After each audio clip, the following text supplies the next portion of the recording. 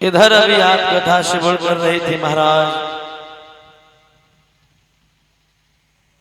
कालीदह लीला की कथा को आप लोग श्रवण कर रहे थे। लोगों, भगवान श्याम सुंदर उस ब्रज में रह करके अनेकों बाल लीला कर रहे हैं। कंस ने पत्र भेजा है, कहा वृंदावन में नंद बाबा के लिए कहा मुझे कमल पुष्प चाहिए। तो श्याम सुंदर ने कालीदह पर गेंद का खेल रचाया है ग्वाल वालों के साथ में।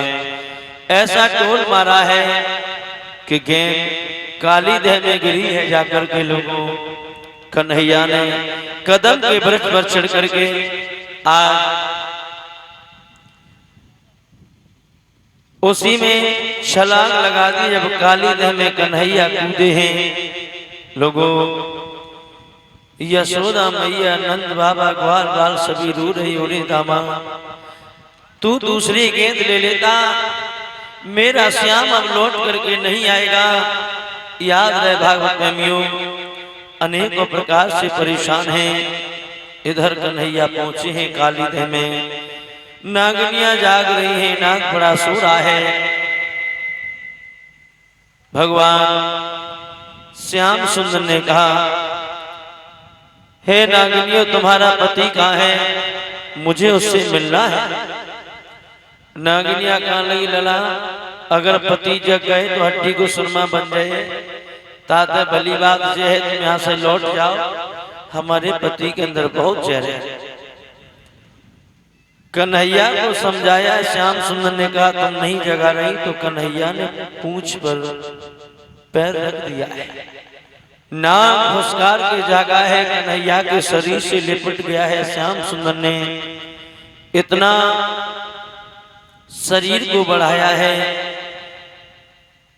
इतना गर्म शरीर को किया है, तो आज काली नाग के मुंह से खून निकल गया। कन्हैया के शरीर से दूर कालिया नाग भागने लगा। नागनियों ने निवेदन किया है, प्रभु मैं नहीं समझ सकी, हम तो तामसी जीव हैं, प्रभु हमें क्षमा कर दो, मैं नहीं समझ सके कि आपका अवतार हो चुका है। श्याम सुंदर ने कहा मुझे कमल पुष्प चाहिए अपने स्तन पर, कालीदह से ऊपर छोड़ करके आओ। तो भगवान श्याम सुंदर आज कन्हैया उस कालिया नाग के फन पर बैठ करके बंसी को बजाते हुए ऊपर आए हैं और कमल पुष्प लेकर के आए हैं। लोगों, भगवान श्याम सुंदर को जब ऊपर आता हुआ देखा है तो आज नंद बाबा, यशोदा मैया बहुत प्रसन्न हुए। कालिया नाग कहने लगा, हे प्रभु हम कहाँ जाएंगे? बोले आप रमणद्दी में चले जाओ। बोले मुझे गरुड़ खा जाएगा। तो कन्हैया ने कहा मेरे पक्षण तुम्हारे फन पर बने हुए हैं, आपको गरुड़ नहीं खाएगा। लोगों, उसी वक्त भगवान श्याम सुंदर के पास में यशोदा मैया, नंद बाबा जाते हैं। सभी बड़े प्रसन्न हुए हैं। कंस के लिए कमल पुष्प भिजवाए हैं। कन्हैया का सितारा चौचन चमकता चला जा रहा है, कंस का सितारा मंद पड़ता चला जा रहा है। लोगों, कन्हैया यमुना के किनारे गायों को चराने के लिए जाते हैं। एक दिन राधा चली है श्याम सुंदर से मिलने के लिए। आइए आप लोगों को हम ये बताते हैं कि भगवान श्याम सुंदर और राधा की कब कैसे कहाँ मुलाकात हुई थी। लोगों, भगवान श्याम सुंदर गाय चराने के लिए जाती यमुना किनारे, तो राधा यमुना के पास में पहुंची है। देखा कन्हैया नहीं है। एक ग्वाल से पूछा है क्या तुमने श्याम को देखा है? बोले थोड़ी देर पहले कन्हैया यही थे, अब न जाने कहाँ चले गए। तो वो ग्वाल भाग के कन्हैया के पास में पहुंचा है। कहा श्याम तुम्हें कोई ढूंढ रहा है। बोले कौन? तो वो ग्वाल समझा करके कहने लगा श्याम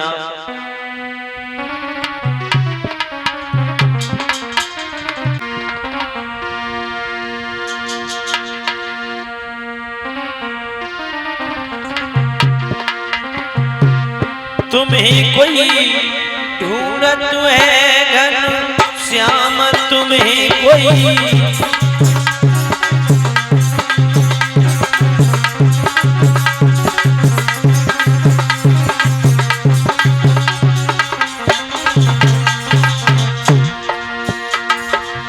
कन्हैया ने कहा मुझे कौन ढूंढ रहा है?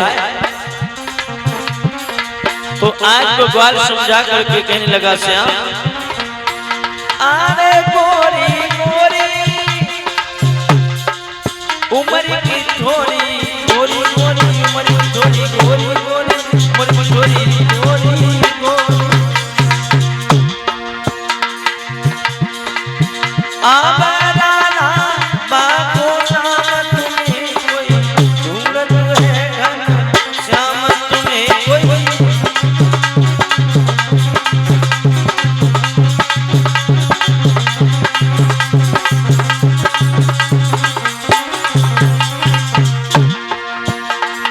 कन्हैया ने पूछा तो वो कहाँ चली गई? तो ग्वाल समझाने लगा श्याम,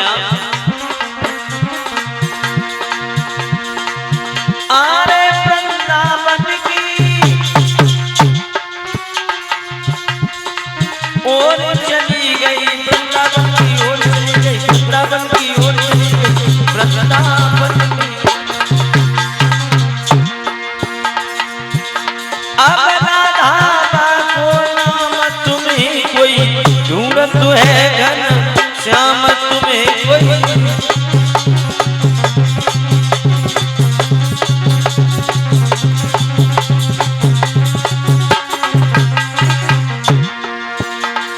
तुम्हें कोई ढूंढत है घन श्याम तुम्हें कोई।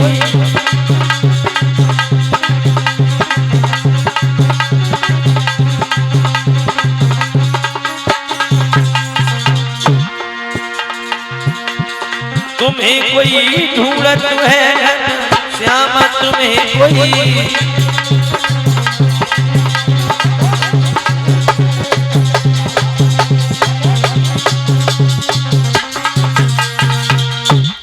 आज भगवान श्याम सुंदर ने कहा तो वो ग्वाला कहने लगा थोड़ी देर यही अभी थी वो लड़की, अब न जाने कहाँ चली गई।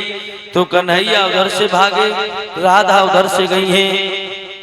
यमुना के किनारे भगवान श्याम सुंदर की मुलाकात हो जाती है लोगों। उसी वक्त कन्हैया राधा को लेकर के अपने यशोदा मैया के पास में आए हैं। तो आज यशोदा मैया ने पूछा, लाला श्याम तुम्हारे साथ में कौन है? तो वो ग्वाल वो कन्हैया ने कहा, मैया इनसे बातें करके देखो, बड़ी अच्छी बातें करती हैं। तो आज मैया यशोदा ने पूछा, बेटिया का तुम्हारा नाम है, का तुम्हारे पिताजी को नाम है, कौन सा गांव है? तो आज राधा समझा करके बोली है,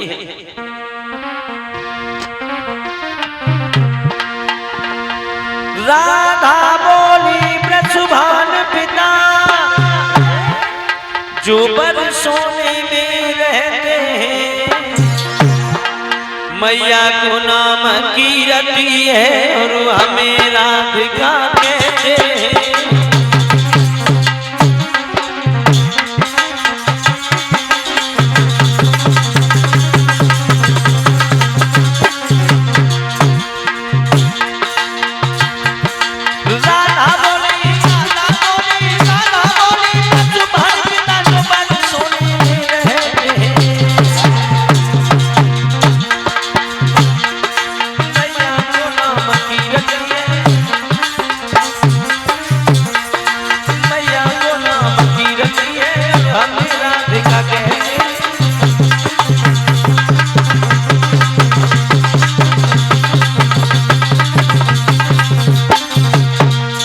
आज यशोदा मैया से कहा, मेरा नाम राधा है, पिताजी का नाम बृषभान है, मेरी मैया का नाम कीर्ति है और बरसाना मेरा गांव है।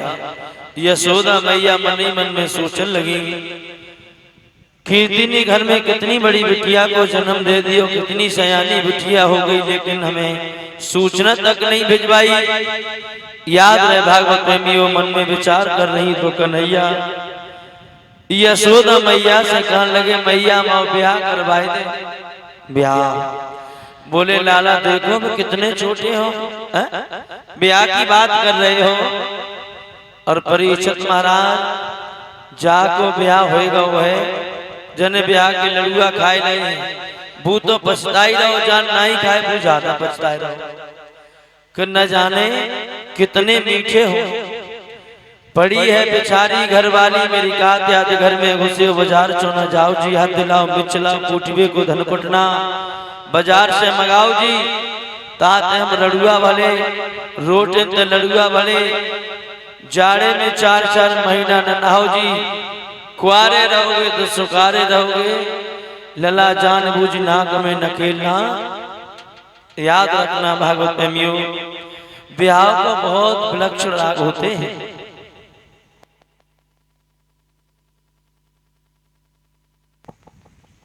याद रहे भागवत प्रेमियों महाराज कन्हैया ने यशोदा मैया से कहा है कि मैया मेरो ब्याह करवाए दे। और कन्हैया समझा करके कहने लगे माँ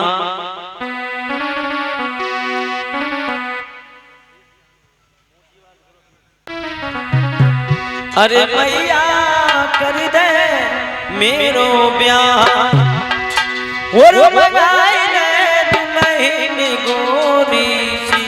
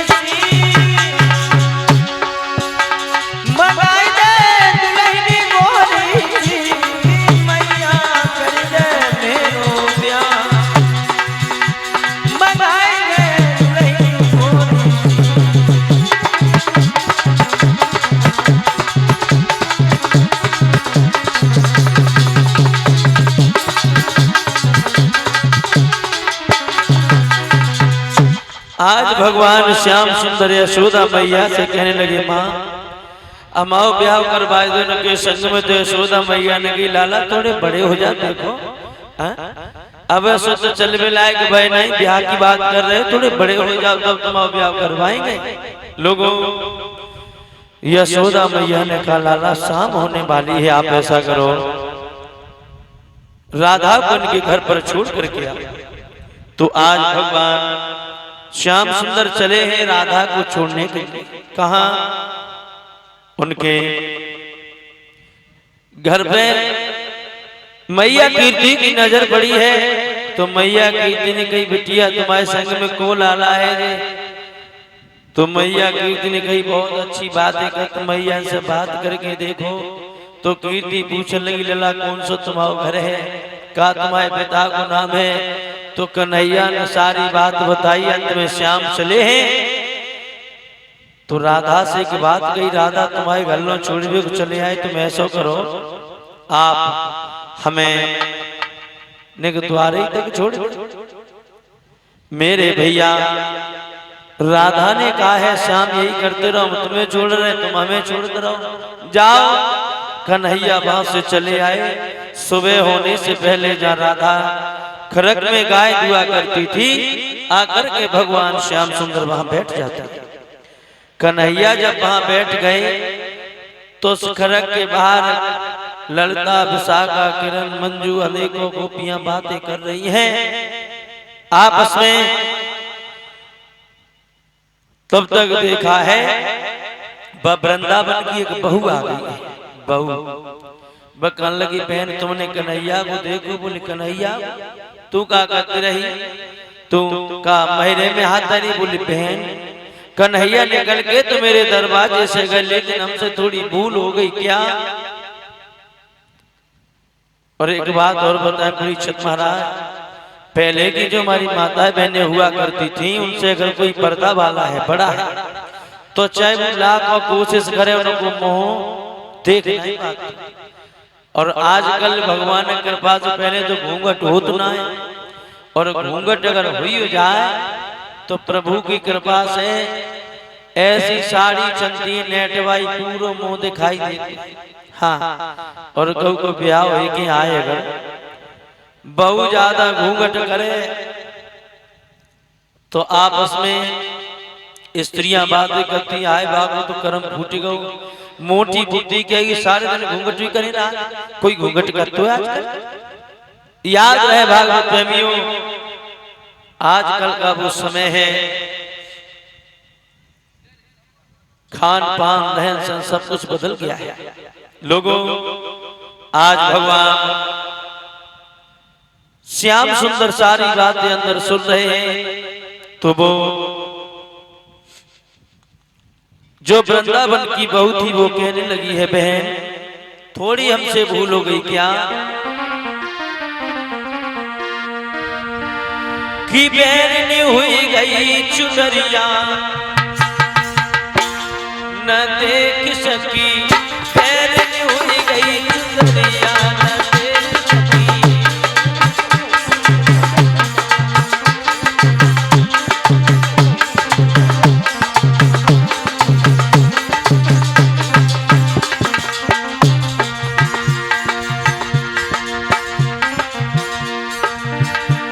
ओ बैरनी हुई गई चुनरिया न देख सकी,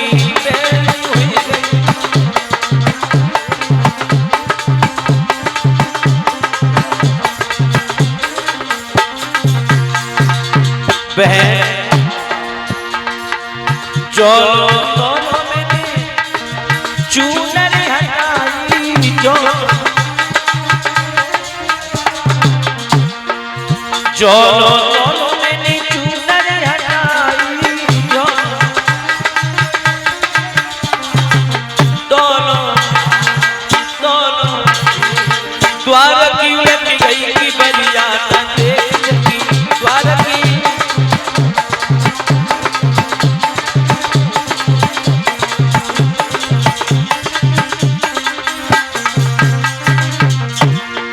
बहन जो भाग्य हम द्वारे लाई, जो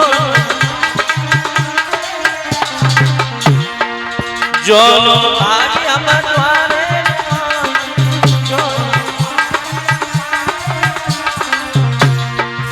दोनों करेगा वो श्याम समरिया न देख सकी।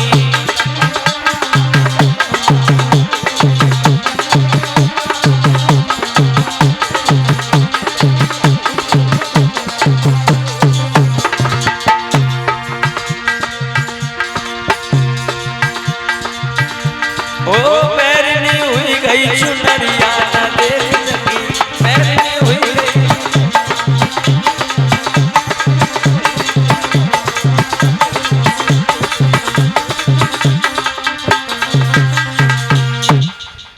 याद रखना भागवत प्रेमियों, आज वो कह रही है कि थोड़ी सी हमसे भूल हो गई है, कन्हैया मेरे दरवाजे से निकल के गए, केवल श्याम सुंदर की पीठ को देख पाई, मुंह पर कन्हैया के पर नजर नहीं पड़ी है, तब तक देखा है राधा चली आ रही है।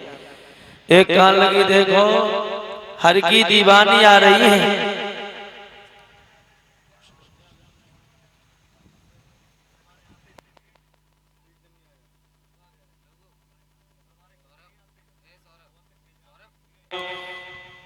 आज जैसे ही नजर पड़ी है राधा पर, देख सखी कहने लगी बहन देखो हर की दीवानी आ रही है, दूसरी कान लगी प्रेम दीवानी आ रही है, तीसरी कान लगी आए राधा को घमंड बहुत है, चौथी सखी कान लगी है तो झूठ है, राधा को घमंड बिल्कुल नहीं है। लोगों याद रहे तब तक राधा पास में आ गई है। गोपियों ने कहा बहन मुझे ये पता है कि कुछ दिनों में कन्हैया तुम आए, तुम न क्यों, लेकिन हमें जो बताए दो कन्हैया को कौन से संदूक में बंद करके रख दो। तो राधा ने एक बात कही है, हे गोपियों, श्याम वहां होंगे जहां उनके नाम का हर कीर्तन चल रहा होगा। कन्हैया वहां होंगे जहां उन्हें कोई प्रेम से बुला रहा होगा। श्याम वहां होंगे जहां उनके नाम से उनको बुलाया जा रहा होगा, उनके नाम का संकीर्तन चल रहा होगा, उनके नाम का भोग लगाया जा रहा होगा। कन्हैया वहां। लोगों, इतना कहकर के राधा अंदर खरक में चली गई। जैसे ही कन्हैया पर नजर पड़ी है तो कन्हैया ने कहा, राधा मैं तो तुम्हें ऐसी वैसी लड़की समझता था, तुम तो बहुत आगे हो। लोगों, आज भगवान श्याम सुंदर इतना कह करके हंसने लगे। और जब कन्हैया हंसे हैं तो राधा के अंतःकरण में भगवान श्याम सुंदर की मुस्कान समा गई। बना विचार करती हैं कैसी मुस्कुराती मोहनी सूरत के अलावा मैं दूसरी चीज और नहीं देखना चाहूंगी। इतना सोच करके राधा उसी खड़क में बेहोश हो जाती है। लोगों, राधा बेहोश हुई, कन्हैया वहां से चले गए। श्याम सुंदर चले जाते हैं। इधर ललता, विशाखा, किरण, मंजू इत्यादि गोपियां गई हैं। देखा राधा बेहोश पड़ी है।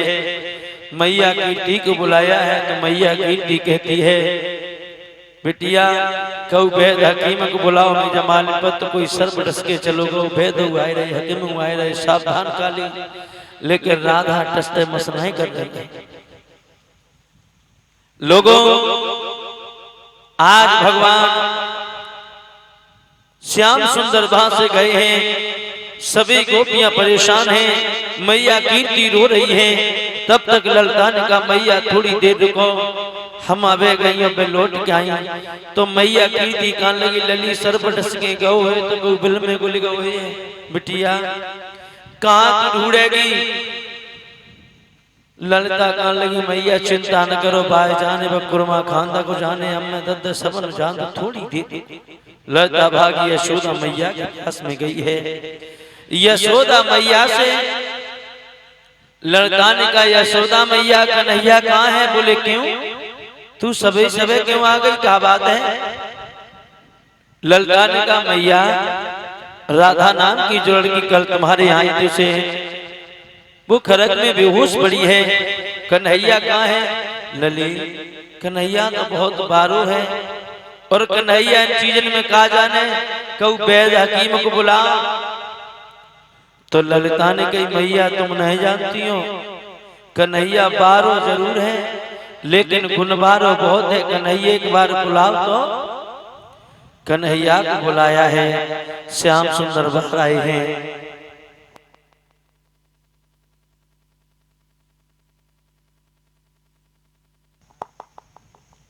बोलिए गोविंद भगवान की। याद रहे भागवत प्रेमियों, आज श्याम सुंदर जैसे ही आए तो कन्हैया ने कहा, राधा ललिता तबीयत मेरी ठीक नहीं। बोले क्या हुआ? ऐसा मालूम पड़ता है सूर्य की तरफ से जो तीर आ रहे हैं मेरी आंखों में घुसे जा रहे हैं। तो ललिता ने कही, कन्हैया जा को इलाज राधा पे, और राधा को जो मर्ज है बा को इलाज तुम पे। श्याम मरीज को इलाज करेगो तभी तो आनंद आएगा। आज श्याम सुंदर चले हैं, पहुंचे हैं जाकर के। तो ललिता ने कहा, श्याम का वो चीज की जरूरत तो ना है। बोले ऐसा करो, एक थाली ले आओ, एक लोटा ले आओ, एक कटोरी ले आओ। हाँ और कुछ? बोले 5 डलियां पड़ुआ क्यों लाया, वो भी दी। और कुछ? थोड़ी चावल, थोड़ी हल्दी और लेकर के। ललिता ने कहा, और कुछ कहिए? बोले हाँ, थोड़ा लोटा पानी ले आओ, एक नीम की लहरिया तोड़ ले आओ, वो भी दी। तो कन्हैया ने कहा, ललिता जो मैं मंत्र कात सुन है और आंखें तो देखत है तो वो आंखें ते अंधो कानन ते बहरो हो जात। ललिता का नहीं, कन्हैया सुनो, चाहे मंदी हो जाए चाहे बैरी हो जाए, लेकिन हम यहाँ से जाने वाली नहीं है। कन्हैया ने हाथ में वो नीम की लहरिया ली है और श्याम सुंदर मन में विचार करें, हम तो कोई मंत्र नहीं जानते हैं। श्याम सुंदर आगे बढ़े हैं। अरे काली काली जय जय ताली प्याली चढ़ाऊं तो नीला हरा उरदिया गठीला चढ़ने डालूं को काले ने खायो कालो इजहारे में ना जानूं तो उठ के बैठो किसियर काले आए रहे तुम सो अरे कबाल में कह रही काहे कुड़ैया राधा सो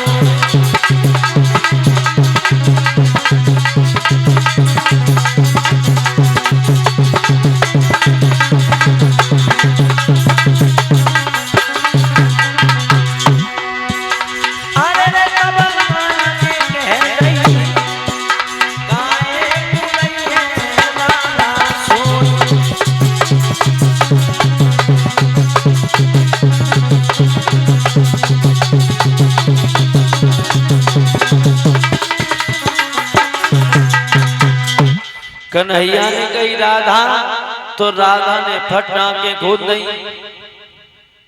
श्याम सुंदर ने कहा राधा कोई दिक्कत तो नहीं है? बोले तुम ही जानो। अरे अब कोई परेशानी तो नहीं है? बोले तुम ही जानो। कन्हैया ने कहा राधा अब जो बताओ कि कोई परेशानी तो नहीं? बोले श्याम तुम ही जानो। कन्हैया ने कहा राधा अगर मैं तुम्हें ठटकरम न करे वो जान होते तो? बोले तुम ही जानो श्याम। श्याम सुंदर ने कहा राधा आज से जो पदवी विष्णु भगवान के साथ में लक्ष्मी जी की हुआ करती थी, राम के साथ में सीता की हुआ करती थी, वही पदवी आज से तुम्हारे हमारे साथ में है। इतना वरदान देकर के भगवान श्याम सुंदर चले जाते हैं। व्यास नंदन श्री सुखदेव जी कहते हैं राजा परीक्षित, इस प्रकार से भगवान श्याम सुंदर और राधा की ये पहली मुलाकात हुई है। सभी भक्तजन ताली बजाते हुए प्रभु का प्यारा सा भजन बोलेंगे बड़े भाव से। उसके बाद आगे की कथा को श्रवण करें।